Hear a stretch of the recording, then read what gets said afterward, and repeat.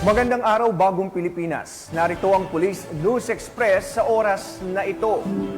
Patuloy ang pagtulong ng kapulisan ng Santo Tomas Component City Police Station upang mailikas ang mga residente na apektado ng hagupit ng Bagyong Christine. Ang kanilang mga operasyon ay nakatuon sa pagtiyak ng kaligtasan ng mga residente sa kabila ng pananalasa ng bagyo sa probinsya ng Batangas.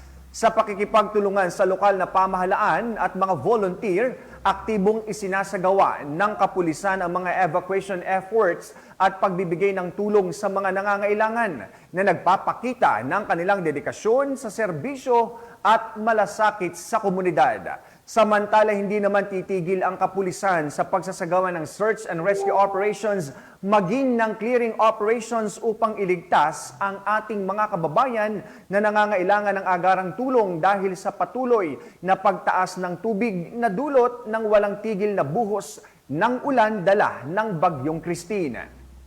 At para sa iba pang updates at kalagayan ng panahon at ang Bagyong Christine, laging tumutok sa Police News Network, alagad ng batas, tagataguyod ng Balitang Pulis. Ako po si Police Captain Nomer Macaraig para sa Police News Express.